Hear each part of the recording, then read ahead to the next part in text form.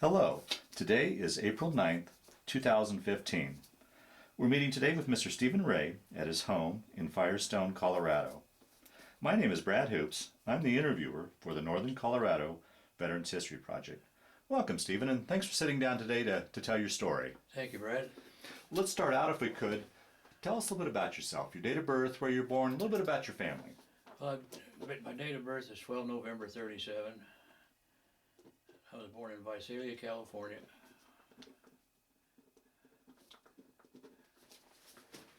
And I was there until after World War II. My dad came back from the Pacific. Oh, so he was... Yeah. Do you have any memories of that at all with him? Well, I was only probably about 8 years old. I remember wearing a uniform and some souvenirs he brought back, and that's about the extent Oh, of wow. it. Wow. Up until about 4 or 5 years ago, he had brought back a Japanese flag I had, and then it got lost someplace. But no, we moved around a little bit until 1954, and I went to school in Santa Cruz, California. And that's where you graduated from high school? yeah. I'd always wanted to go in the military since I was about 12. Because of his service, or what? My uncle was in Europe too. Two of my uncles were in Europe during World War II, so I was pretty familiar with the military, and I thought it would be a good career. And I started out, and then I got married because the wife was in the military also, and it just flourished from there. Yeah. So graduated from high school and then right into the military, or? Well, I didn't. I graduated later through the military. It was in my junior year, and I was working part-time, and I got sick of it, so I think it was 3 days before my 17th birthday we signed the papers, but didn't date them until my birthday, and I left for boot camp on my birthday, 1954. Well, at 17, obviously your folks had to sign for Yeah, it. they They had no problem. Yeah, no problem. My dad thought it'd be the best thing for me. He thought the military was good for everybody. Yeah. But everybody's not good for the military. Yeah, right. So, talking off camera, setting this up, you served in 3 branches. What branch did you start out with? The Air Force. Air Force? I wanted to go to the Navy, but there was a waiting list. So the Air Force recruiter says, "When you want to leave?" I said, "Now." Boy, it was now too. I spent 13 years with the Air Force. And I came back from Vietnam, and I moved around quite a bit in a 5-year period. And I said, well, one of the guys where I was working with said, "You don't want to throw all that time away." So I looked around for an Air Force Reserve, and that was there in Sacramento too far. So I ended up going to Naval Reserve in Alameda as Air Sea Rescue and Sonar on flight status at Alameda. Well, 2 years later, they were going to go aboard the U.S. carrier back to Nam. I said, no, I did 1 trip, that's enough. So I got out and went in the National Guard in California, active, and then I went to reserve, and then stuff like that back and forth. And then had an incident in Reno with an officer who was from here, and he offered me a job out here. So I found a job out here through him. I came out in 1982, and I went to work in Longmont as a full-time National Guard recruiter for 11 years. So total time between the two, I had 25 active and 12 reserve time. Wow. Let's back up and Yeah. I mean, you just kind of gave an overview of your whole career. Let's back up and dive into this career a little bit. So you got out, left for the Air Force. Talk about that. How was that transition going? I guess you had some background, but that transition going from civilian life into military life was... Moving from the military to the civilian side, it took a little while, because I was used to a lot of regimentation, things in certain places. No, I'm sorry, in the beginning, going from high school and civilian life into military life. Into the military, Yeah. Not that bad because my dad really drilled me. No, okay. He really drilled me. He told me the do's and don'ts, He told me how to get along, when not to volunteer, things like that. So when I went to basic, and my dad was a barber, he owned a lot of barber shops. So when he gave me a haircut, a GI haircut, well, that was okay, except when I got to the first day of basic training, the DI says, "What are you, a smart guy?" Oh, jeez. That's not what he said, but he Yeah, liked yeah, that, yeah. see? And I said, "And you better be careful how you answer." And I says, "What do you mean, sir?" He says, "You got the hair, where'd you get that haircut?" I says, "My dad was in infantry and he's a barber. Fallout." I thought, oh Lord. What he had me do, he gave me a clipboard like you got, and I had 29 guys going in to get a haircut. I had to check them off. And he says, "Smoke them if you got them." So then I was okay with him, but the other guys says, "Well, this guy's being a right. favoritism." Yeah, see, right. see? But it worked out okay. I came out all right. Yeah, You know. yeah. And then the Air Force basic at that time was 13 weeks. Now it's 6 Mm. because they completed everything, see. And I had a fair enough score. From there they sent me to Chanute Field, Illinois for engine mechanics on B-29s and B-50s. Oh, really? Yeah. And at that time, Now, is that something you request, or just through testing that's they determine that's you do all these tests, and wherever you test high, that's the field they send you to the okay? school. See, Okay. you know, if I'd have been good in clerical work, I'd have probably been a clerk someplace. Yeah, yeah, right. But my mechanics were not bad. Well, about 2 months into that training, I was doing ignition harnesses on these big engines, and I was 17 years old. I said, this is not me, you know. I found out later I should have. So I asked for a transfer. Well, the transfer consisted of 2 areas: Limestone, Maine, as a military police, or Marchfield, California, and ordnance and weapons and explosives. That sounded good to me. It was close to home too. See? So they sent me out there, and I went on what they call OJT, on-the-job training, and then a little bit of classroom work, and I spent the next 12 years working with aircraft ordnance and explosives and stuff. See, and it worked out real fine. What kind of work would talk a little bit about that kind of work? I mean, Okay. right off the bat, to me it sounds dangerous, but Okay, above your head, you see the plane up there with the bombs on it? Mhm. That's part of my job of loading the bombs, make sure they're on there right, make sure the system works right. You load rockets, and there's certain things you do because rockets are electrically, and they have a contact, so you gotta make sure. It's kinda gets in deep, and then you get into EOD, explosive ordnance disposal. Not like the regular people, but you gotta know what's what, especially when you're working with napalm and phosphorus, see. So it was really exciting, and as things progressed, and I worked with nuclear weapons for about 6 years on the bombers, see, in South Dakota and California. And that was the thing too, because that was during the Cold War. yeah, right. And everything was secret, so you had to make sure everything was covered, move this way. Your convoys had plenty of stuff, so at 17, 18 years old, I was in seventh heaven, see. I consider myself a bad guy. Yeah, yeah, right. But it paid off. Somebody asked me one time, what would that relate to in civilian life? Well, it's not hard to do it. Police department, bomb squad. Okay. Oh See, boy. You have to go to school, but you still have the fundamentals. See, I work a lot with dynamite, and new dynamite. You used to have to turn it every 30 days. Take the case and turn it because of the but the new stuff now, you don't have to turn it, see. So we have to go down every month and take a whole igloo and turn the box of dynamite over. And the glycerin has to back and forth with the sawdust and fuses. So it was very interesting, see. I mean, it sounds stressful to me. I mean, and like I said earlier, dangerous. I mean, Well, was there any? Can you think of any incidences that were like this was? It was pretty hairy. There is, like you're hanging these bombs. Okay, there's a pylon you hang it on, and you got to click it in with where the lugs are. You got to make sure it's locked.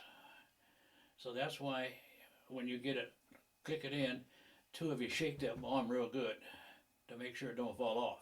Okay, then good, because if it falls off, it's going to fall on the ground and bust your foot or something. See, so safety is the biggest thing. Like with rockets, you got to make sure that everything is kosher. You know, napalm, same thing. There's components that go to napalm and gets off, because otherwise you can't do it. You won't go. So you got to know what you're doing. You got to inspect everything before you do it, because some of the stuff is leaking. So it's just makes it safety, Okay. see, of the aircraft and your crew. I was a weapons crew chief for like 7 years, and I made sure the guys were always trained, and at least once a week I gave a half-hour safety briefing on the ordnance. So when I left NOM, I had my number 2 man promoted to the crew chief, and that gave me more money, and he extended for a year. But it's just something that after a time you build in. Nuclear weapons is not as bad as conventional ordnance. Oh, really? Yeah. No, it's just because you have a thing that goes into it when it's in the air. You just make sure it's good. And that little ball in there, I can talk about it now because it's declassified, but it had like a lead ball. You had to make sure that was on real good with that stuff. So if it goes into the spear, it doesn't fall off, see. But the biggest thing with those was loading them. 21,000 pounds, and that thing is, like this. Wow. It takes 6 of you to put it up there, see. So. Wow. But, and it's classified. Talk about classified and working with weapons. When I was stationed in Germany, they used to have tours to Berlin. So, wife and I signed up, and some friends of ours to go. We got ready to go, and they called me in and said, you're not going. Why? You work with nuclear weapons. The chance of you be kidnapped by the. That was proposed of what could happen. See? Wow. See, I said, well, can I change? No, you can't change jobs either. See, so I didn't get to go to Berlin because of the type job I had. See? Wow. And this was in the early '60s. Yeah, right in the thick of the Cold War. Yeah. See, so I worked a lot on the alert pad over there, and that was another thing. The alert pad in Germany, they fly across the border. So you had 4 aircraft, one type, 4 aircraft, another type, what they call a pine tree area, which was a rare area.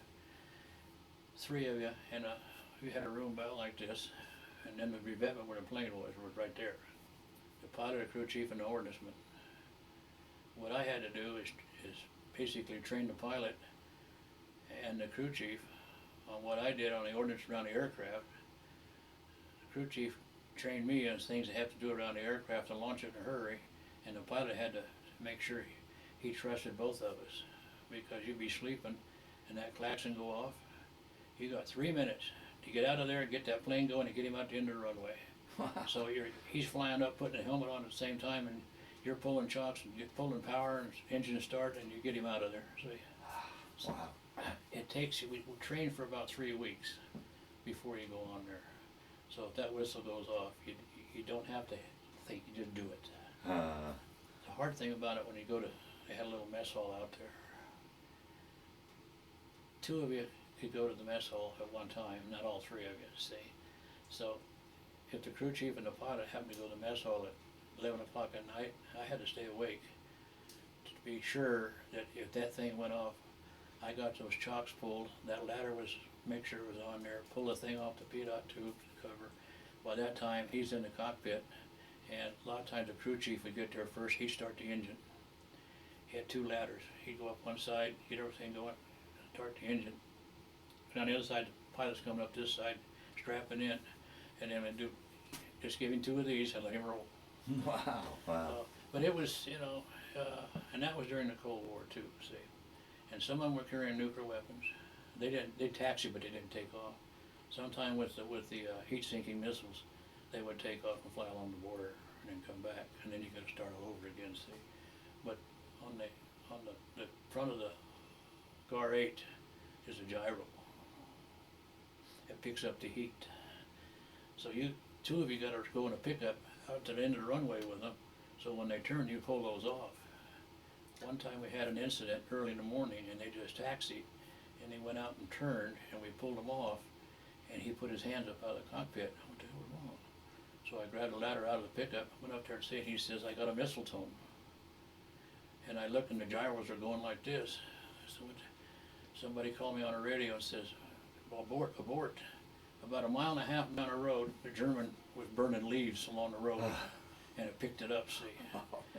That would have been an incident, because all they had to do is accidentally hit that button, and that missile would have took off, see. And that's why you leave those covers on. They're made out of leather. You pull them off, and you look and look up, and he'll give you a thumbs up. That means his system's okay, and go. So I thought, boy, from then on, you have to watch it. I'll be These darned. things will creep up on you. Yeah. You know. Wow. You seen white phosphorus? Uh-huh. Huh? Okay, it comes in a canister probably a little bit bigger than this, and it's got a plug in it. When you pull that out, you gotta make sure there's no liquid around that screw, because you got a leaker, and that thing could go any time that there.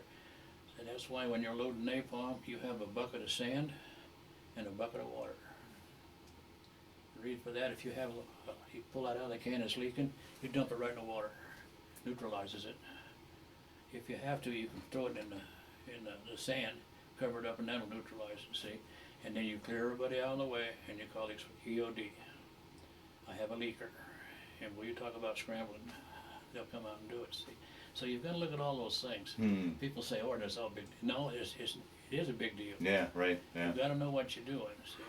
Just like the 20 millimeter, they're electrically primed, okay? We had a kid in South Dakota, we cleared some stuff out of the guns, and they took them over to A&E, the loose rounds, so they could relink them. And he's working in the shop, and he said, that'd be a good souvenir. Well, you can, yeah, if you inert it, so what he's doing, he's polishing it like this. Well, you know what happened, he blew his kneecap out, because of friction, set that primer off, see? So you gotta be certain, you can't let it roll around the back of a truck either, see? So there's a lot to it. Yeah, right. I went out to Buckley here about 3 years ago, checking on something, the commissary's out there. And I went by that weapon shop. Geez, that must have been in ancient times, because now everything's on one big rack. A 5 female team just takes it out, hangs it on the aircraft, and that's it. I said, well, okay, fine. That tells you how old you get, see. But no, that was Air Force wide. Navy wide was okay. Well, now, your first assignment was Germany then after basic, or No, after basic. kind of walk us through your timeline. After basic, I went to March Field in Riverside, California. Okay, and I was there about 4 years, and we got married. I came back. I was TDY 6 months in Guam during that time, but I was still, actually my home base was Riverside. Right after I got married, I got orders for Goose Bay, Labrador, northern Canada, if you know where that's at. See, nothing to do up there. You know, they don't have any planes. They can just come in for training. Been a year up there, and I forecast. I came back and I went to Rapid City, South Dakota, at Ellsworth, and that was B-52s. And I was there 4 years. And I went in one day, and the first sergeant called me and says, "You got orders for Germany. When? ASAP." Well, do I have to know right now? Yeah. I said, well, I can't give you an answer right now. So I got a family. Okay, you go check it out, talk it over with your family, and I need to know in 72 hours. So I came back, and I had my 2 oldest daughters and my son. And I talked to her, and we said, well, you know, it's a free trip to Germany, and it's 4 years, well, maybe 3.5, and we wouldn't be able to go over there and see the country on our own. I said, is that a go or no go? And she says, that's a go. So I went back and told them, okay, the family says fine. And this was in, I don't know, it was in 61. And she was pregnant too, see. And I said, okay, so they says, you gotta go over, and then when you find a place for your family, then we'll cut orders and ship them over anyway. So we went, and we spent a little over 3.5 years there. And the youngest daughter was born there, see. So we come back with 4 kids, see. And from there I went to a special assignment, Hulbert Field, Florida. It was a commando outfit, Air Force commando outfit. We trained Vietnamese pilots on prop jobs, A-1Es, T-28s, B-26s like that small one over there. Checked them out on ordnance, showed them how to check the order, what they would be looking for and stuff, you know. And they were good pilots until something didn't come on right, and then they panicked. But I was only down there about 10 months, and I got orders for Vietnam. And what happened is I had taken no leave when I came back from Germany. So I took a leave like 4 or 5 months later, a 30-day leave, and the family and I headed to California. Well, the next morning when I got to my folks' place, they called from down at the base. You're AWOL. I said, well, what do you mean you're AWOL? Well, you're supposed to be down at Homestead, Florida. They're putting a wing together and they need weapons crew chiefs to load up to go into Nam. And I thought to myself, why are you telling me this on the damn telephone? You know, when can you get back? Well, by this time my temper had gone. See, I said a week. Oh Lord, no, you got to be back for that. And don't bring your family. Then what the hell are you telling me? You know, I says a week. So I packed up and I took the wife and kids to her home in Rawlins, Wyoming, and got them settled there. And I drove back down there, and I went in, asked anyway, and this guy says, "You're AWOL." I'm kind of snotty, and I said, "Let me see the commander." Why? I said, "None of your damn business. Let me see the commander," because I only had 10 months left on my hitch. Mm-hmm. So I went in. I says, "What's this deal, sir, about me being AWOL?" He says, "You're not AWOL." He says, and we gave your leave back to you. Because I says, what happened? He says, your orders got down into a drawer and they couldn't find it.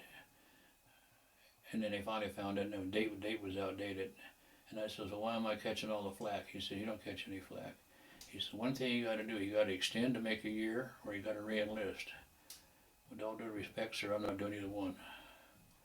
After I talked this over with my wife, we decided to get out. You want to send me over for the time I got? That's fine. I'm not objecting. So that's what they did.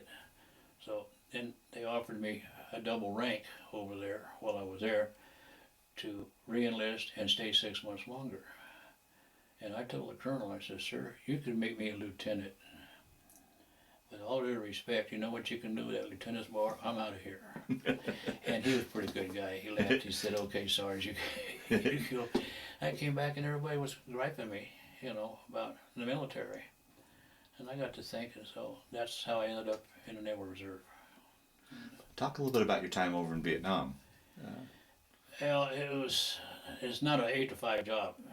See, I was on air, I was at Tuiwa. And it's about the central part of the country. And right on the South China Sea.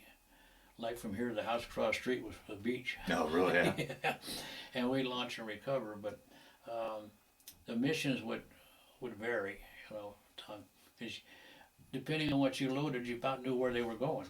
See, if they loaded M117 750 pounders with instantaneous fuses, you know they were going down the Delta area and they're dropping in the mud.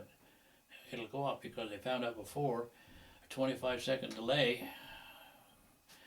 Charlie gets this, he goes and gets the stuff and makes his own bombs out of it. See, it just pings in the mud. If they were going rockets, okay, they were going after some kind of an installation or something, but not aircraft, and they had the guns. But I used to break my crew up. I'd have an ammo crew. It took 2 guys. And an F-100 has 420 millimeters, takes out 800 rounds of ammo. See, 200 rounds of guns. See.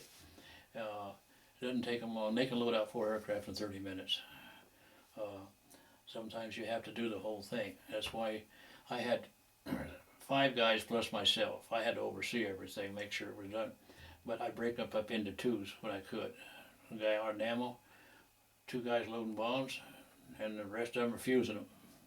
If you're doing rockets, they're doing electrical checks, and they're loading rockets. See, if they're doing napalm, they're inspecting this. I got it down to where I could walk off and know those guys would have a good load. One time happened to me, they used to put on the bulletin board what happened that day on the missions. And there was a kid on another crew. He was on mine for a while, he was a young kid. Not a whole lot of common sense, but a brain when it come to math and stuff, one of those types. And he'd always say yes sir, he'd do anything you ask him to. And they put on the bulletin board, Sergeant Ray's crew, here's what your aircraft did that day. They confirmed that the 4 aircraft I loaded killed 700 Viet Cong on one mission. That was with guns, rockets, and bombs. See? And of course my crew said, yeah, everything went good. This kid flipped. They had to send him back to the States. Hmm. He didn't realize what we were doing over there until something got put on the bulletin board. Okay. See? And I told him, hey, you know, whatever, see. But no, he always got back. I've had come back, and I had he was a Chinese pilot, but he was American. He was the first lieutenant. I met him at the end of the runway and de-armed the guns, and he's going like this. Really took his helmet off. I'm really pissed. So I followed him back to the fuel pit. I went up the ladder. I said, what's the matter, Lieutenant? What the hell's the matter? My guns quit firing. They're jammed or what? I said, well, I haven't had a chance to check them, sir. You know. Well, I'm going to find out because I'm going to have your butt. So I made him come down. I pulled the gun bay door off. Look, I said, what's wrong? He says, well, there's 3 rounds in the drum. I said, sir, if there's not 3 rounds in that drum, you got a major problem. He fired out. And I told the guy, take the gun barrels off. We had to use a wrench to get them out. I said, sir, what did you do? How was you firing? Was you strafing mission? Yeah, he said, I had a whole bunch of them. I just held it down like this. I said, well, I'm going to talk to your commander. I think you need a little bit of training. You don't hold the trigger down and fire out, try to 800 rounds at one time. Because it will stall your aircraft if you're not careful. See? And he said, well, I just hold it down to what you need to do burst. Because you're coming in at 500 miles an hour and you're holding that gun trigger down. Well, we had the guys pull the gun camera out. And it showed what he did. They come in sometimes with the guns that don't have no ammo. And on the joystick, the first detent click runs the camera. The second click fires the gun. And we were watching one day in the room when they were running the films, and here's a plane coming in on the runway. And you're seeing it on film. He touches down, everything else. Turn the lights on, and I says, whose aircraft was that? This major says, mine, Sarge. I said, you need to see your commander. I says, you know, if you ever do it again, I want to some way fix that pin in there so you can't pull that trigger. What happens if you'd have had live ammo on that? You know? So the commander come over there and they run it. He said, Major, you get to my office the next 30 minutes, we're going to talk about something. Wow. End of it, see? It's just things happen. Yeah. Just things happen. If there'd been something out there, a follow me truck or something, you know, friendly fire. So the other thing was, and this is all with the job, is when you pull the gun bay door off, you're supposed to have their hands out of the cockpit because you take the door off and you lay it against the nose gear. So you can do what you get, hook up the cannon plugs or maybe charge the other round in, see. Sometimes they're sitting with the pedals and they're looking at a checklist and they relax a little bit. That's where the brakes are. The plane starts to move. Well, if it runs over that panel, you can't get any air because you can't take one off other aircraft. They don't fit. That's why the things expand so much.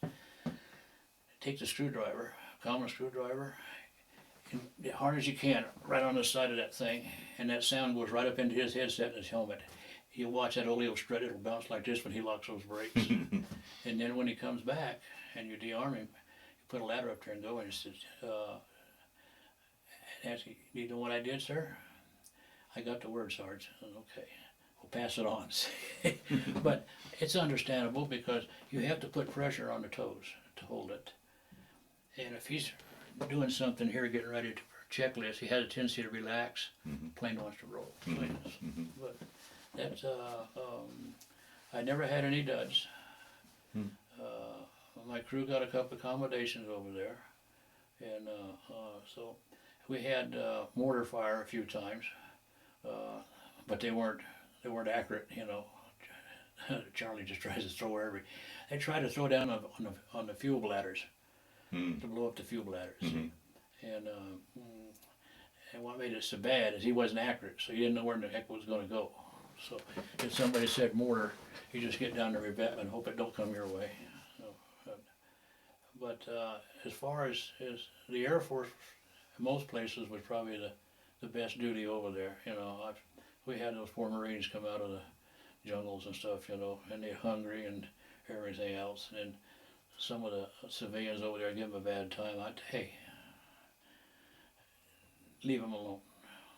You know, and you have to work together. Yeah. You know, some of the guys, well, I'm this, I'm that. It's like a football team. You have defense and offense. Well, over there you got the Marines, Army, and Air Force. And you know, of course, you got the Navy on the rivers and stuff, you know. But it takes the whole thing to do the whole job. See, and we didn't lose one aircraft. Now some of the F4s they lost those, but the wild weasel, but they were other place else. We had 4 squadrons there, and spread out, and it worked okay. But the pitiful thing was going over from Florida. They landed in Tachikawa, and we had plane problems, so we had to be there. And you watch these poor guys, kids. Yeah. I was 31 years old when I went over there. These kids, 18, 19, 20 years old, are coming back, missing a leg, on crutches, maybe an eye and a part of it is, you know, it's pitiful. These young kids. Yeah. Oh boy. That's what gets to you. Yeah. See? But you just gotta, you know, swallow it and go on with it. There's not much more you can do. And for nothing. So now, so you didn't put in a full year, you just put in your last 10 months of your enlistment? My 13 years. Yeah. Okay. Yeah, because I knew, Brad, with the job I had, it was proven fact I'd have been back over there in 90 days. Because armors rotated a year, back 3 months, roll. Oh, really? Oh, wow. A lot of them, yeah, because you don't do it as a unit, you do it individually. You go over as a unit, but then you start rotating back and new people coming in, see. So I may not went back to the same unit, I may not went back to the same type of aircraft, see. And the only thing I did on an F-4C was if we had them come in, I'd de-arm them. But a loading ordnance on Hillstein carry 16 bombs. A4s in the Navy once in a while come in and refuel. And you'd have to cool their guns down and disconnect. So, but as far as working on them, you'd have to go through at least a 2-week training period. And sometimes you don't have time to do it, see. That's just like an infantryman. He gets pulled, or say a clerk, in a situation where he has to grab a rifle and get down there with the infantry. He's not sure what he's supposed to do. See, he doesn't have the training. So those are the guys that stick their head up to see what happened, and you know, it's one of those things. Yeah, right. But So I didn't regret going over. Well, because I've been in so long with my job. So you don't question it. You may not like it, but you go do it, you know, and do what you were trained to do. it had to be tough being away from the family, I would imagine. Yeah, that is. The kids were growing up and everything, you know, moving around. And the main thing was safety and make sure you take care of your people. You know, if they wanted to go to the snack bar or something and you weren't doing it, go to the snack bar. But if you move someplace else, you call me radio and let me know where you're at. As long as I know where you're at, you can do what you want.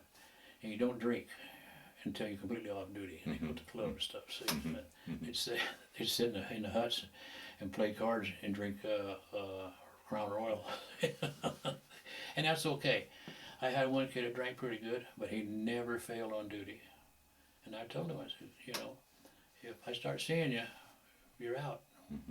You know, but he never failed. He was always safety, everything else. He's one of those kind of guys that could drink 4 or 5 drinks and be able to perform. So, Wow. It makes it easy on you because you can trust him. See, so. Yeah, right. So you came back from Vietnam, and then your enlistment ended. You got out of the Air Force. I got out of the Air Force in Washington, and my dad picked me up in San Francisco, and that's when I realized what was going on here in the States. Oh, right, yeah. Talk about that. My dad said, "Let's go have a drink," and because I just flown down, so we went to the the lounge at the airport in San Francisco, and I still had a uniform on. Oh. And sitting there, and it said, this guy started raising. He'd been drinking, making smart remarks and stuff. And finally, I just had what I could, so I got up off the stool, and my dad says, "Cool it." And he kept it up. And finally, I said, "You been in the military before?" I knew he hadn't. Yeah. I said, "Why would I do that?" And I says, "Well, you're not a unpatriotic SOB, aren't you?" Well, that teed him off, see. He got up, and I got off the stool, and my dad says, "Cool it." Well, he'd had a lot of, what do you call it, hand-to-hand combat and training during the war, see. And he got up, and he said, "I'm World War II vet. What do you got about that?" He says, he says, "Now shut your damn mouth. Because if you don't, I'm going to let my son take care of it." And I'd already unbuttoned my shirt a couple of times, see. And I said something to him, I forgot what it was. Anyway, he coddled it down. I said, "Let's get the hell out of here," you know. And I talked to some of my other buddies. Two of them came by after I came back. They came by and saw me. They said, "We got the same thing in Seattle, you know, pushing and shoving." I said, "You know what? It's just one of those things." And sometimes today, Brad, it still eats me a little bit. Now it's completely opposite. Yeah, right. Completely opposite. Yeah, see. yeah. But there was, the media over there at that time was not like the media is today. Yeah. You know, they had a big USO show at Nha Trang with Nancy Sinatra. Oh, everybody thought it was good till they found out what happened. There was probably 10,000 guys on that base, and it was lucky if 400 showed up for her show, because she had just come back from Hanoi on that BS stuff, see, and guys were teed, see. Right. Well, you talk about the security, so that's the end of that. Yeah, right. I think we all know today what went on, see. Yeah. And at that time, things didn't settle too good with everybody, you know. But I saw some poor kids over there that paid the price, you know. And of course they paid the price in all the wars, but this really wasn't declared a war. Yeah. So anyway, I got through it. So you know, a lot of guys got through it. Over the years, have you, as we've had time to digest this, what are your thoughts on that war? Well, my thoughts start off, we really shouldn't have got into it. First they send the advisors over there, and then one thing leads to another. That's just like what happened in Iran. Yeah. See, and people ask me the difference between that and Vietnam, and as far as I'm concerned and what I saw, the only difference between the two of them is geographically. Mm-hmm. That's all. Mm-hmm. That's all. The Viet Cong were pretty bad, and you know who can match those people? Happened in World War II. The Turks. Mm. Real good, silent. And my dad could verify that. Rock Marines, South Korea, they are a bunch of, I tell you what, they were our perimeter security over there. We didn't worry about anybody coming in. They could throw something in, but and those guys are crazy. You heard of light security, sound security? Well, out on the rice paddy end of the runway at Tuiwa, they had a big command tent. At 12 o'clock at night, they got the sides rolled up, all the lights on, and playing Korean music. You know, well, Charlie, that's wide open for Charlie to do something, see? But he didn't. They had an incident over there just before we got there. They went out on a patrol, and part of it didn't come back. The Rock Marines. Another patrol went out, and they found 4 of these Rock Marines bound on their knees, tied them behind, and shot in the back of the head in the village. Well, you don't want to do that, because the retaliation is even worse. in the village, part of that was French, back in the old days. It had these light poles in the square. These Koreans went out on a patrol and they captured 2 of these Viet Cong. Brought them back in, hung them upside down on this thing, and that's why they wouldn't let the media go in there. And started to skin them alive while they were hanging upside down and let them bleed. They said they could hear the screams for half a mile. And that happened about 2 months before we got there. So they had told us, if you take a Jeep and you go down in the village, and you cross that railroad bridge, you make sure you've got weapons with you, and if anything looked like it's going to start, you get your butt out of there. See? So it's tit for tat. See? And those Koreans are something else. They're bad as the Turks. See? Wow. And they'll fight, they'll argue. They had the outdoor theaters. They go to movie. Well, they could go to movie too, but they couldn't buy beer or nothing. See? So they'd ask, you buy beer? You can't have beer, man. You're not supposed to. So they get to laughing and stuff and wrestling, and they draw blood. Oh yeah, they butter each other's nose, all kinds of stuff, you know. And then when the movie starts, they all find. See, it's comical to watch them, but those guys are fighters. Wow. And they went through a lot over the years. You know, these guys were young, but you look what happened in Korea. You know, I don't know, but anyway, it goes on and on and on. Yeah, yeah. So you completed your term, your enlistment with the Air Force. Take your story from there then. Now that you've I got back in '67 in September, and I went to work for a Prudential Insurance Company for a while, and then I got an opportunity to up to San Jose and go to work for a Raycam called. They made heat shrinkable tubing that part of the space shuttles used the tubing and stuff and wiring, and I worked in a tool crib there. And then I had a chance to go over to a chemical company, Diamond Shamrock, and work in the warehouse and then all up through there. Finally, I got out in '67, and I think it was first part of '70. Everybody kept telling me, you can't throw that time away. So I ended up going to Naval Reserve at Alameda. And I was an air crewman on a Sea King helicopters, air sea rescue and sonar, and which was kind of exciting, you know. But it was a good crew. But when I first went in, and the first drill I went to, I had a uniform on. It was called the dress blues with the piping on it and stuff. Well, when I went to get my uniforms, the chief told me, and he's World War II chief, he's old salt, see. He says, you go over there at clothing, and you tell that clown, when he gives you your stripes and stuff, you get gold stripes. You got over 12 years of honorable service, and you get the gold stripes. So I went over there anyway, and I told the guy, and the guy says, well, all your time Navy? I said, no, Air Force. You're not authorized to. I didn't argue with him. I went back, and the chief said, what you? I said, he said, I can't get him because I went in the Navy. That SOB, he went over there. I said something, but next thing I know, the chief brought me the gold ones back.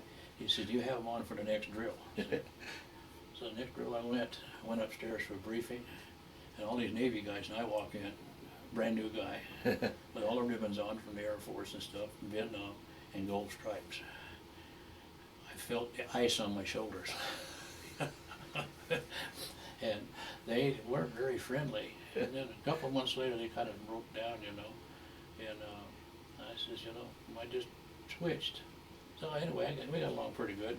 I had a pretty good flight crew. You'd be surprised what you go on up there. You go on a pickup stuff, you go along the beach towards Bodego Bay. I said, what are we looking for? And the other crewman says, you'll see. So they're finding the fishing nets that the Chinese and the Japanese have, they use glass balls to have them float.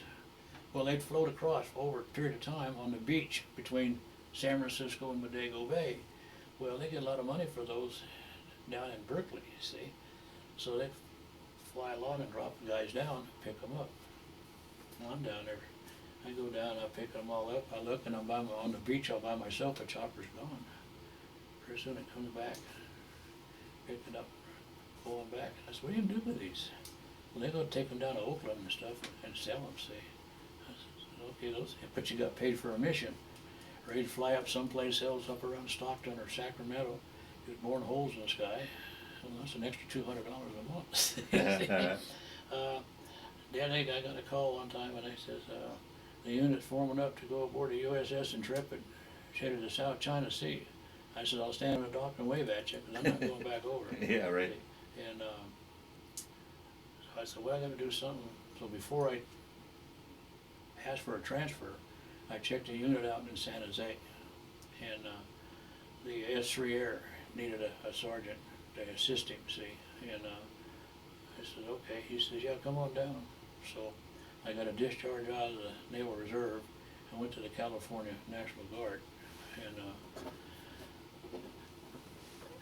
I spent about 2 years with them, and they started messing around doing this and that and everything. So I have an opportunity at the Presidio in the G4 section, which is logistics. And so I went up there. She said, we need somebody, and I was an E7 at the time. And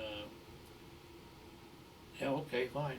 So got me on. Well, I was working full-time at a job, but now they were asking me to do 2 weekends a month and a Thursday night meeting and all this stuff. So I said, well, you know, she said, we're paying you travel pay, and we'll pay your quarters while you're here. So outside of my drill pay, that was an extra $200 just for meals and a lodging for one night, see. And it, you know, got a hard on that, and then TDY up to Reno, which was pretty good. Then I went back into the Guard again, and that's when I got the word about out here. And so I was first sergeant for a unit out of Oakland, but you know, going to Barstow, California in the desert. It's not very good to see. But then I worked okay. I went to E8, and then I took an admin reduction to go to another unit. And then when I got the opportunity to come out here, I said, well, I can finish my time active duty out here. So that put me in another pay bracket for retirement. So what it came out with, between the Guard and the Reserve and the active Guard, I had 21 years. Plus you're 13 in the Air Force? Plus 13 in the Air Force and 2 in the Navy with the Naval Reserve. So oh, jeez. I think if I remember right, at my age, my mind's going. I remember my DD-214 read 36 years, 4 months and some odd days. I think it was total.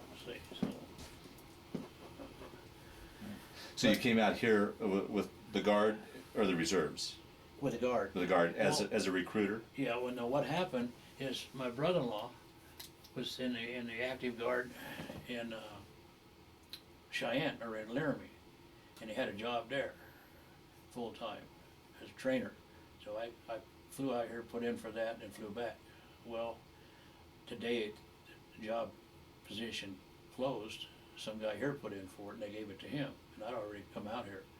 So I went and saw the captain that I knew out here, and I went to work a week later.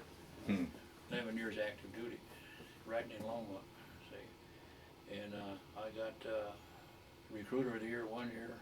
I was in the top 3 for 4 years out of the 11. Wow. But and what it contributed to was being honest. Tell them the way it is. Mm-hmm. You know, if they don't want to do it, fine. Mm-hmm. There's other people that want to do it. So it's the hardest part about the whole thing was talking to the parents of a 17-year-old high school junior, and mom starts crying. He's going to shave his hair off. See, why do that? Well, a lot of times Dad had been in the military. He's sitting over, I watching him, he's smiling, see. And I'm trying to tell her, ma'am, it's not harassment, it's personal hygiene.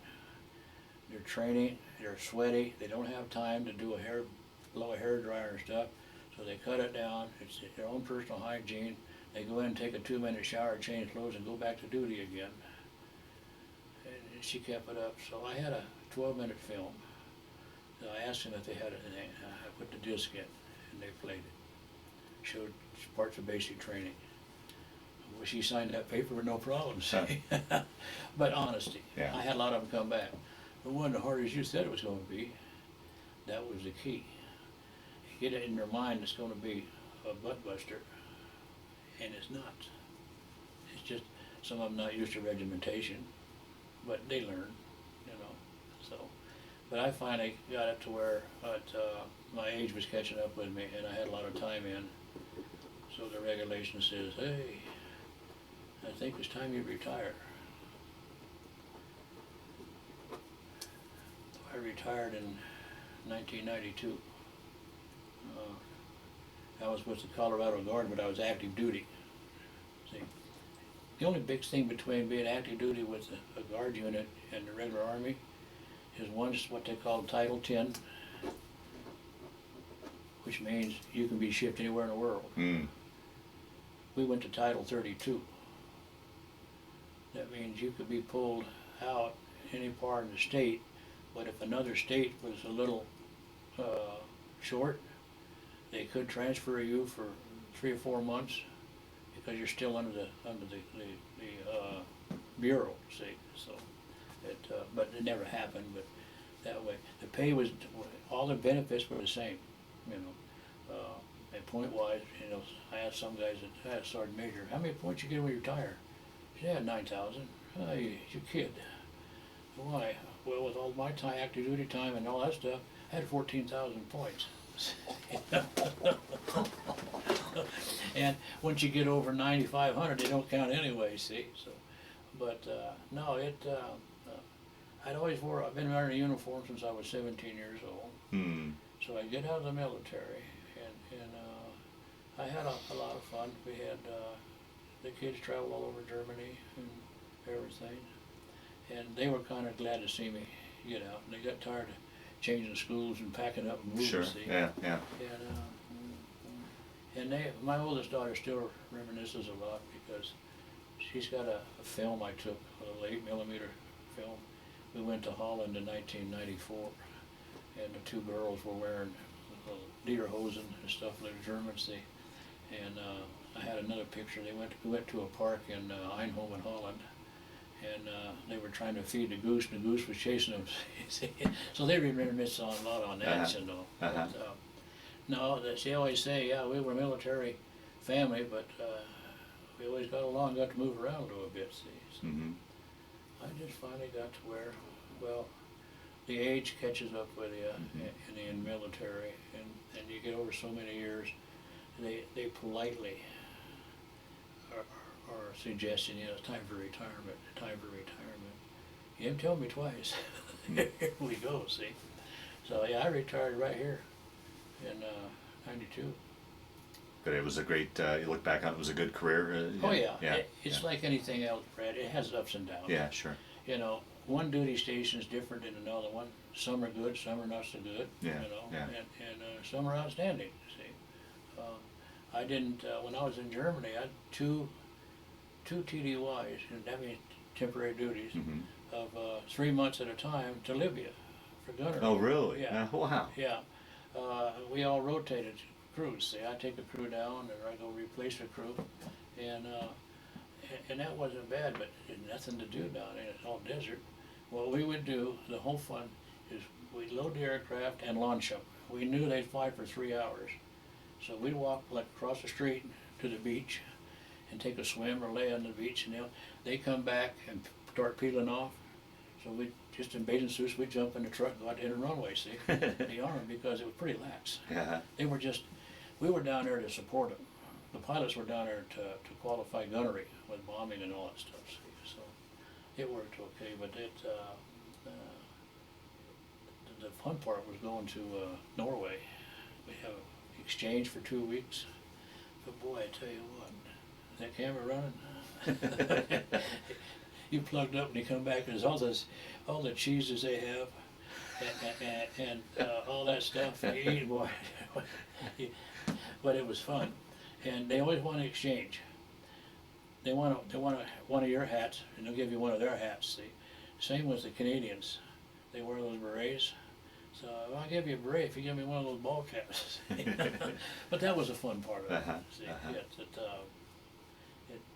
but it's good memories, and she remembers we used to go to, well, we had an NCO, you saw that one picture, is all of the military balls and the people you meet from the units, you know, and all the trips we had was a family. We had a colonel here in Denver that whenever he had a meeting over at Grand Junction or one of those places over there, he says, we go make it Friday, Saturday, and Sunday, and your wife has to come. Well, his wife ran the show for the ladies. When we were having a meeting, she'd take them all shopping, see. So it worked out fun. Yeah, yeah. It was like a big family. And when you got a commander that's like that, you know, you bust your hiney to help him do what he needs to do. So, I've missed it a lot, but and I think that's why I got back in with the reenactment group. Okay. And Carla says, yeah, you got something to go that way, because you can train these kids, you know. And it's not nothing to train them, you just, you know, 2 30-minute sessions, and I can show them how to march in a parade, where they look like they're interested in it. I saw that one up there we did with you guys, coming down, they had one rifle here, one rifle over here, one rifle over here, one almost dragging it. And no, we just need a little bit of, you know, but anyway, it works out that way. But like I said, I started wearing a uniform at 17, I still wear one today. Yeah, yeah. But you had mentioned earlier that it was kind of a tough transition for you after 37 years of wearing a uniform when you finally got out, getting back to civilian life again. Yeah. Well, I retired, it was October '92. In October '92, I went to work for McLean's out here. But I worked for Pinkerton for a while.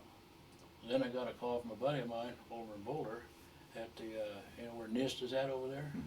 I worked for federal police for them for 8 years. Oh, you did? Oh, wow. Yeah, that was right after I retired. And then things started to kind of change, because I went back to Georgia for training, and then training things, and they made me the training officer over there. So I go back there for meetings.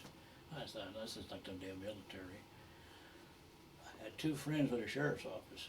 I used to have them train the guys on the range when they qualified. And they said, why don't you come over to us? You know, it's Monday through Friday and no weekends and nothing. So I transferred to Boulder Sheriff's Office and worked there 8 years. Really? And that's when I retired from all that stuff on the wall. Yeah. Yeah. But I worked the courts. I used to ride patrol once in a while, but basically I worked the courts. And then I ended up working 5.5 years in Longmont Court. Well, not the whole court. I worked social services too. See, I've been back and forth, and that's a trip in itself. You'd be surprised what. I didn't mind going to work because something different every day. Something different every day. Hostilities, stuff like that. The court wasn't bad because there's always 2 of you there, you know, and you'd have one at this end and one up, kind of in the judge's area, see. And if something started to go, then there was 2 of you, see. But working social services, somebody wanted to see their kid or something happened, and they put, you know, social services get kind of nasty, see. And they always call me. And I said, well, what's going on? Well, I said, well, sir, you know, you need to leave. Well, what makes you think I gotta leave? Because I picked up my stuff where I went. I says, well, there's a restraining order against you and your wife and your 2 kids. It's a no contact order. And you're making contact. So what I want to do is, I'm gonna warn you now, you need to get out of here, or I'm gonna have to arrest you and have you picked up. You're kind of an old guy to do that, aren't you? Well, I've got a taser,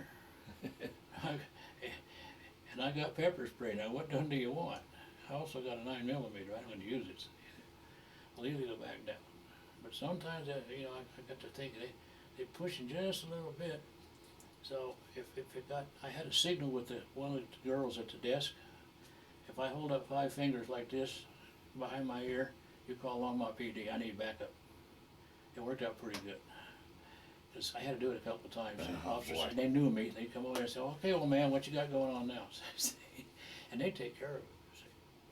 But it was okay. But then it was getting old. And then there, I started going to the range, and my eyes started getting bad and everything. And then my patience started to sink. And they wanted me to stay on a while. I said, "No, I know how I feel." Mm-hmm. So, and I don't want to get in that situation, Mm-hmm. see. Mm-hmm. But I've had a good life Yeah. with everything, the experiences. I see how things work, and I see these things just like the one that just happened back east in South Carolina. Mm-hmm. Totally uncalled for. Because some of these people, you hit them with a taser, and if they're on some kind of a dope or anything, it's not going to affect them. And if you use the pepper spray, there's an incident down in Tennessee years ago. They used foam, and he hit this guy in the face. Well, I don't know what he was on. He grabbed it and threw it back at the officer and got him too. So it's all the stuff you got to look at. See. Yeah. Right. Right. And there's a little bit, not much difference between a combat unit in the military and law enforcement as far as things you can do and can't do. You don't have the liabilities, not so much on the military as it is on the police department. Whew. You walk on that liability every day. Yeah, right, Every day. right. And kids used to come in with their parents for food stamps or something, and I had a desk. That's where my desk was. I had here, and I always had candy.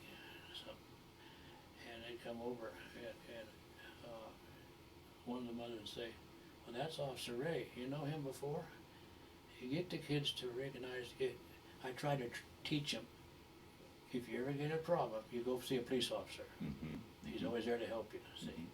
Well, I started the day because I went through candy like you wouldn't believe all the time. See, when they come to sit on my lap, went to mom, take a picture and stuff, But I figured it was public relations. Yeah. It Right. helped. Yeah. It Yeah. helps, Yeah. Don't be afraid of an officer in Right. uniform. Yeah. Right. He's a cop, but don't believe what you see on TV Yeah, either. yeah. So that's where I ended up. Wow. And, Wow. and I have no regrets. I still go to some of the retirement coffees they have now and then, and some of the old guys are still there. And you do kind of knit like a team, even with lieutenants on down, see, and it worked out fine. Do you still keep in touch with any people you served with over your years in the military, and any sort of reunions or anything like that? Oh, just a few here in Colorado that was on the team. That my old supervisor, he lived over here in Lafayette. He just retired from the sheriff's office. Oh, really? Yeah. Huh. Yeah. And there's one out east here. Where the recruiters are still. He's a mortician now. So there's 4 or 5 around. But over all my Air Force guys, yeah, there's 2 couples that we still contact with. The couple that got married with us live in Michigan or Pennsylvania, and we talk to them every November, anniversary days. See.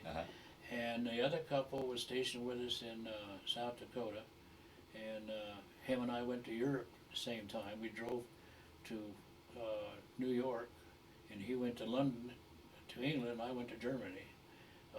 And we went and saw him here about 6 years ago, and then 2 years ago his wife passed away. Oh, So, but that's the only 2 from the Air Force. Mhm. That I have no idea where the rest of them. I've searched over a period of years, and I can't see. There's one other couple that was down in Georgia. He was from Georgia and she was from Washington. They were stationed in Germany with us. The 2 older kids grew up together over in Germany, see. And Rosie contacted him when I was in Nam, but I haven't talked to him in years. And then one day in Nam, I was stationed with the South Dakota. I hadn't seen him. I went to Germany and then to Florida and then to Nam. I walked in the mess hall one day. And I was introducing to him. I heard, "Say, Ray, you SOB?" I turned around, "Who is this?" "I'm talking to you." He's a big husky guy. Well, it was Bartell's. I was stationed with him up here in South Dakota, see, and he was over there with another 8 units, see. I says, a small war? He says, yeah, it is. See? But once in a while you run into something. The last time I was at the wall, it was when 86. Yeah, I was one of the recruiter of the year. They took me back there for a week. I found my buddy on the wall there, and that was kind of a little story in itself.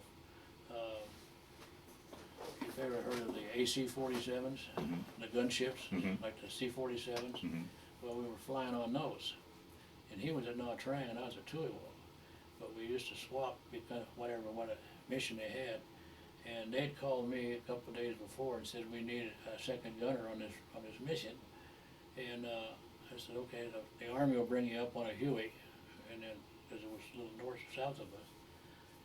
So I went up there, and they said, no, Dana has to have 2 more hours of flight to get his pay. So he's offered to take this one here and go, so you can take the chopper and go on back to Iwo, and we'll call you later. Well, they never came back. Oh, boy. Oh, man. They had those flare boxes, hold 30 flares, or parachute flares, and they're all magnesium. You seen them, how they, well, they caught ground fire in the magnesium boxes, and the whole plane just like that, see. It's something, it just, I've been lucky 3 times. Now, South Dakota, they were ready the runway, and they had take everybody up to Washington while they were doing the runway at Rapid City. So I went up 3 weeks, and then they came back, and then it was a while later they had me on the list, so I went out to get on the plane, and we were walking out to get on the plane, and somebody hollered, you last 3 guys come back here. I was one of the 3, but when they said, no, you guys will have to catch tomorrow's flight. This one they gotta put some other stuff on it, so, okay. Well, they flew into Mount Rainier. Oh, man. She get a little worried, you know. It's just, people say, when your number's up, it's up. If it's not, it's gonna go right around you. Yeah, So- right. So I've been pretty fortunate. And I think it runs in the family. My dad in the Pacific, they wanted to give him a Purple Heart and he refused it. He had a military ring. And I don't know where it was, one of the islands over there. Mortar was coming in and exploded.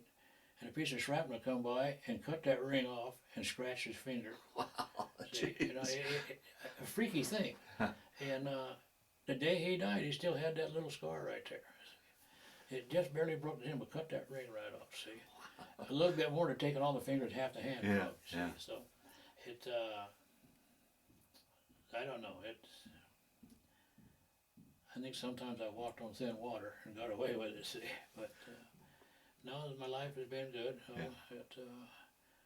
All the kids are pretty healthy. Yeah, you've talked about a wonderful career. Talk a little bit about family, and we'll wind down the interview then. Yeah. Okay, I got, you mean about the kids and stuff? Yeah, yeah. Most of my family lives here except my, next to the youngest daughter and her family and my son all live in Iowa. And he works for the VA over there. And I've got 2 grandsons over there and 5 great grandkids in Iowa. And all the rest of them are here. Thornton, Brighton. So altogether, Across the way over here. 5 children, correct? I had a son and 4 daughters. Okay. The son was the oldest. Uh-huh. And then there was, I lose count sometimes, Yeah. Brad. It's either 13 or 14 grandkids. Okay. Okay. And we they're can ask the all in- boss. They're all up, the oldest one is 34. The great grandson I have here, his dad, my grandson, is 33. And then they all work down from 34 that way. Okay. Uh-huh. And then we just had the 20th great grandchild. And I'm trying to figure out,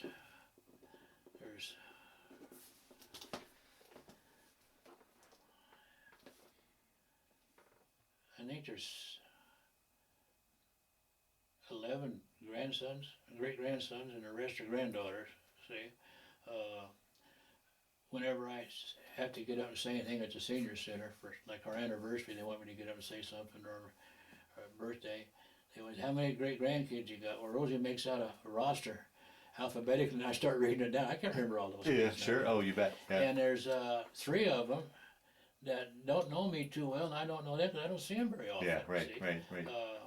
But I have pictures of them, and if I go to North Glen, like my daughter and son-in-law, wants to ride in the thing, they've got 3 daughters and 6 grandkids. Well, those 6 grandkids are my 6 great-grandkids. Right. See? But they all know me because Yeah, they're close. Close, right, See? yeah.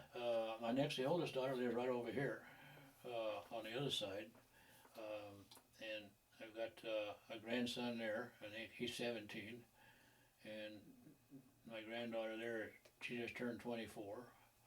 And now, her oldest son is the oldest grandson. He's got 2 kids, so there's 2 more there. See? Jeez, I see why you can't keep it all It's straight. like taking a ledger and trying to figure it out on the map, see who's where, Yeah, see. yeah. But usually Christmas Eve, I have about 30 of them here for Christmas Eve dinner. And that sunroom back there I showed you, I moved that table, I have another table goes up, and we put all the kids in the kitchen, and all the adults out there, and anything left over goes in there. I have one daughter who's a manager at Safeway right here, and her husband was a vet of Iraq, and he's the plumber. He's Okay. done most of this down here, see. And they've got, there's a grandson and two granddaughters here. So I get them all. There's so many of them. I have to make a formation called roll That's call. right. But, and he just he started out when his senior year in high school here in Frederick, working for Safeway part-time. And now he's 25 years old, and he has his own Safeway store in Nebraska. Hmm. And they just had a new baby, so I don't know, that's somewhere in there somewhere. Yeah, right. But they've got 3 boys. Wow. See. And you said you and Rosie been married 58 years? It'll be 58 years November, but 1957. Wow. So yeah, it'll be 58. Wow. She says, no, it's 57. I said, no, it's 58. No, so we argued a little bit about it. What difference is it? It's over 50 years. Yeah, wow. Yeah. I'm gonna get a picture for you. We're good at do the end here. Okay, Yeah. because she has a picture of when we got married, and both of us in uniform. Ah. Oh, so that's how you met through the Yeah, service? yeah, Okay, tell that story. I guess we didn't catch that story. Yeah, I'm Okay. sorry. Yeah, I came back from Guam in '57, and I think it was into July. And a buddy of mine came back with me. He was an electrician, and I was ordnance on B-47s. Hmm. And we went to the snack bar one day for lunch, and there were these 2 gals in there, see? So there were not too many places to sit, so we asked if we could sit down and have, yeah, okay. Well, Rosie and her friend had just got out of basic training down in Lackland, see? So I talking, so anyway, we went around, we went out a few times, and we went to the races and everything like that, and over to Knott's Berry Farm and everything. That was in, actually, about the first part of August. So one time we were having lunch, 4 of us, and all of us in the Air Force, and Clint says, damn it, why the hell we just get married? So I don't know, what do you guys think? Well, yeah, I guess so. So we took off. I went to Yuma, Arizona, and got married. Oh, really? Yeah, 4 of us. Then we came back, and Christmas Eve we got married in church. And we ended up all in Germany, all of us. Is that right? Yeah, Wow. he was on the same base, and we lived in one village, and they were about 4 villages away from us. So every weekend was a picnic, all over the place. I ended up with 4 kids, no 5. They ended up with 4. And I talked to him here a couple of years ago. We had a phone number. He looked me up on a thing and called. We talked for probably 2 hours. It was a big bill anyway. Yeah, his oldest son was about a year younger than my son, and now he's a police chief of some little town back there. And the girls are all grown, of course, they're all grown up, you know. The last time Rosie saw him was when I was in Vietnam, Huh. and the last time I saw him, I was in Germany. Wow. So, you know, but we talk every year on the 27th of November, 28th of November. See? So I told Rosie, I said, one of these days, now we're retired, we're just going to have to jump in the damn car and drive back there. Yeah. See him. That'll be one hell of a reunion, I'll tell you. Well, Stephen, as we start to wind down this interview, is there anything I didn't ask you that you wanted to talk about? Any other stories that have kind of floated at the top that you wanted to get in? So that ideally, I know we probably only got the tip of the iceberg in your story, but ideally captured your story fairly well, or do you think by and large we got it all? Yeah, I think pretty well, without going into a lot of really detail, you know, because I don't know if it's really that much. In the military, you do different things.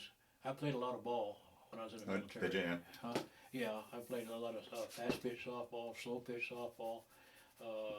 When I first went in, I played some basketball, but my basketball career lasted about 3 minutes of the first period because I got fouled out. I'm used to playing football. Yeah, really. Yeah. But no, in South Dakota, I played a lot of ball, and she used to go. South Dakota, I used to drive a race car up there. Oh, really? Yeah. And there's a Rapid Valley Bowl right there, a trophy. She kids me about it. She says, "Yeah, but you were only the last one driving. The rest of them all crashed. It doesn't make any difference. They got anyway." See? But anyway, we used to have a lot of fun. It was old jalopies, you know. But no, I was playing ball here in Longmont with the VFW. Sponsored us when I was recruiting, and because I had a shoulder operation, I was always a catcher, and but I played a lot of ball and different things, you know. We used to they have these family things in the military where you all get together once in a while, you know, and you relate because sometimes all the guys are shipped out someplace temporarily, and the wives kind of take care of themselves and the kids. You know, they'd have what they call a wives' club in the Air Force. I don't know about the other services, where they used to meet twice a month, and they'd talk about this or making dresses or crocheting or stuff, you know, and just have a good time. So the military is overall is. If you accept it and make it what it is, you've got to know what it is. You know, I'm going to be here a certain time. My job's. If you don't like your job, there's always, and people don't realize, there's always opportunity to go to personnel and ask for a change of jobs. The acronyms in there, like AFSC and MOS, it tells you what job you got from district service. See, it's just like I said. Between the military, police, and ordnance, I had the option. See, well, it's still that way today. See, but a lot of things have changed today. For instance, I know that a buddy of mine, he's a command sergeant major. He's just about ready to retire. He was my flag bearer. I'll show you a thing in the parade we had. He says things have changed. I've learned from him over 22 years how things changed, you know, and I don't know, I know you're probably familiar with marching movements, you know, column left or column right, they don't call it anymore. They went back to the old cavalry days.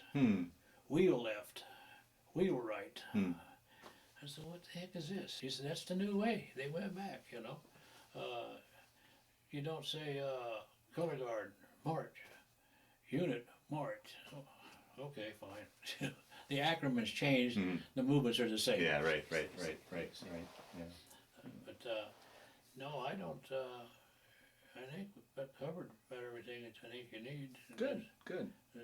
I tried not to dwell too much on something, but give you an idea of where I went and what I did. You know. Right. The other thing was, I don't know if you want to extract it or what, but we had fun in Germany. Is about this time of year they have Fasching. I know if you've ever heard of it or not. For those that watch it, explain what that is. Foshing is like a celebrating of the wine being made, and Foshing is a carnival from each little town down the Mosel River. It goes from Koblenz, Germany, clear down to Mannheim, and that's probably 40 miles. And there's little villages along there. Each village, each weekend, has their own carnival and dancing and wine testing and food. And you're out there with the Germans, you learn what they do. Mm-hmm. I mean, you drink beer, you drink wine, schnapps, you eat brochens, bratwurst, all this stuff here, see? And you just keep going. And then when you do that, they give you these little wine glasses with a picture and the name of the village on it, see? So that was the pastime a lot. Or at the NCO club, they would have USO shows come in, like Patsy Cline was there one time, a couple of other ones, and you're living with the dailies. That's one reason we took to Germany. We'll never be able to see it unless we do it to Germany. Mm-hmm. I turned down base housing. I lived in a village with the Germans. They learned from me and I learned from them, see? And you'd be surprised after the war, if way back, But they all treat you, there was only 3 Americans, families in the village I was in. And the Germans were always having us over for something. Oh, really? Yeah. Oh, Wow. yeah. See, they celebrate St. Nicholas Day over there, see. And that's, right behind us was a couple that we rented this little place from. And the Germans, like we have a ranch or farm, and we have 80 acres. Well, they may have 40 acres, but 5 here and a couple miles over here, 6, like this, see. Well, I helped them a couple times. Oh, poor old Willie. He's spoken broken German. He'd say, you crazy. You Doomkopf. I helped him haul in hay, and it's loose hay. Well, the men over there, they just drive the tractor. All the women do all the work. Oh, really? Yeah. And I was putting hay up. He said, no, you don't do that. You drive Bulldog. And so it was time to go to lunch, so we went all the way back in. And right behind, like maybe if you heard in my drive where your truck is, was there a barn from our place. Well, he pulled the tractor and a wagon and all that hay, and then he has a thing that comes down with electric, and he lifts it up and puts it up in the top. He said, we're going to Essen, so in 1 hour. So I finished eating, so I went back over, and I thought, well, I'll get all this hay up because we go back and get another load. So I got the controls, and I bring it down, and I get a big scoop, and I'm going up like this, just fine. And I wanted to move it over. I hit the wrong button and it opened up. And the hay was all over the barn. I didn't understand his whole German, but I know he was mad. So from then on, he turned the system off, see? But he let me drive the tractor, see, and help him. And the little guy next door, the Opa, which was a grandfather of a couple next to us, he was a cook for Rommel during the war. Oh, wow. And he had this old tractor. I mean, it must have been back in the 20s because it was belt driven. And you could always tell when he was going to go to field because you hear it go, chunk, chunk, chunk, chunk, chunk, and the smoke would come out. See, and then there he go down the road. See, one day his grandson was there, and he spoke pretty good English. He says, my Opa, he likes those cigars, White Owls. I said, yeah, okay, I got the hint. So next time I went to the base, I bought him a box of cigars. He thought I'd give him a $1,000 bill. Oh, he smoked that one cigar for 3 days. And Oma, the grandmother, she wanted American ice cream. They call it ice, So you take her 2 quarts of ice cream. Didn't care what flavor it was, as long as it was ice cream, see. And they bring over 100-pound sack of potatoes I wouldn't eat in years. But they always share. Yeah. So, and the kids enjoyed it. They played with the German kids in the village and everything else. What a And learning I think experience. it was a good thing for the family, Yeah. you know, Yeah. because we'd have never been able to do it Yeah, on right. our own, Yeah. you know, and everything. So. And how many people ever get that chance? Yeah, You know, yeah. that's what an incredible experience. Yeah. Yeah. Yeah. My oldest grandson, which was my daughter lived over here, he lives down in Aurora. He's got a roofing outfit. He was born in Germany, see, and I used to kid him. I said, you make 18, if you don't think they're going to draft you in the German army. But he sweat there for a long time. But I don't know it. We've had a good life. We've had, you know, it's like everybody else. You got your ups and downs Sure. around, Yeah. you know. Yeah. But I've always been able to provide for them. Good.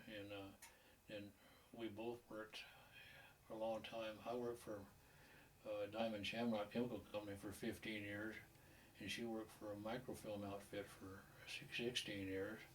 And so we've all made it good. We've had you know, you come back, like when I came back from Vietnam, I had a wife and 4 kids, and she didn't work at the time. So I worked 2 jobs for a long time. Hmm. I'd work one job from 2 in the afternoon till 11 at night.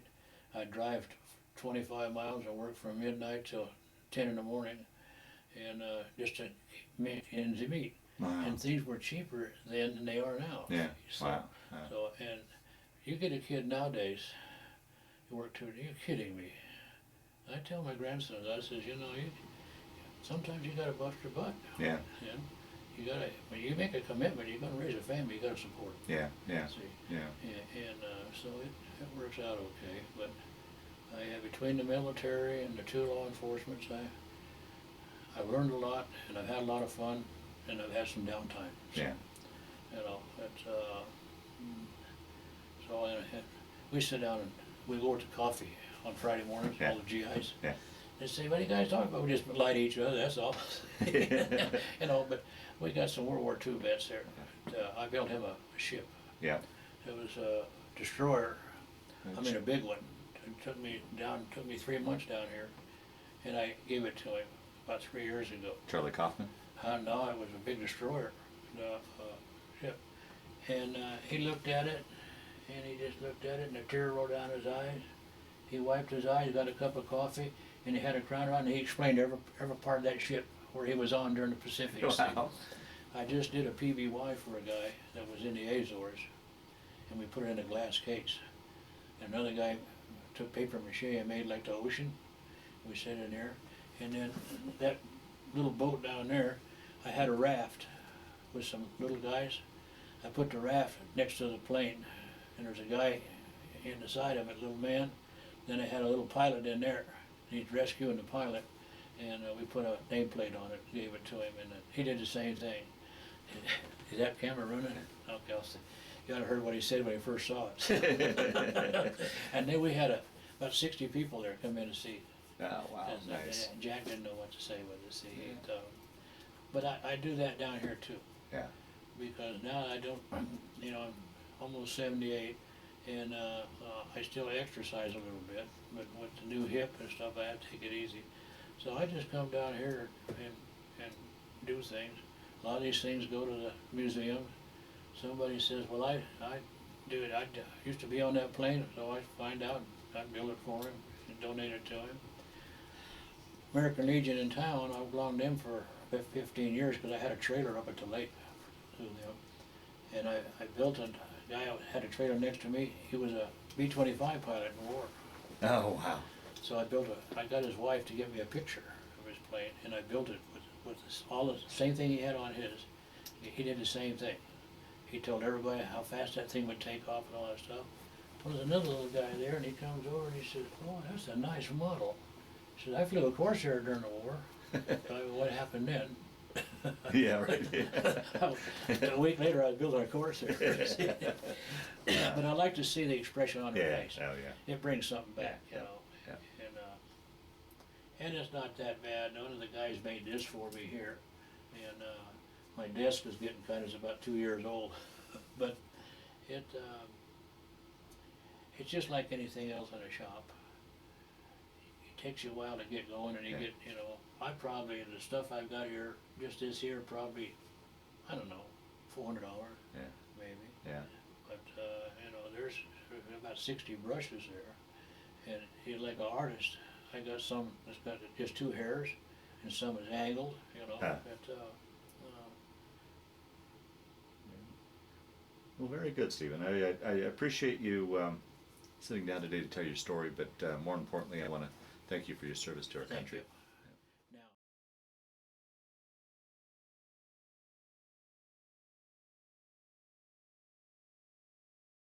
1957 in California.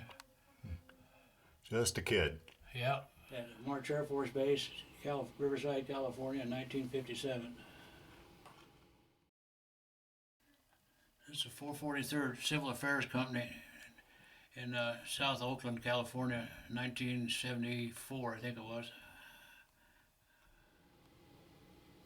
This is a presentation of the Recruiter of the Year in 1986 in Washington, D.C. by the commander of the Army National Guard. So you're a National Recruiter of the Year? Yeah. Oh, wow. This is a military ball of the Colorado National Guard in Estes Park, about 1988.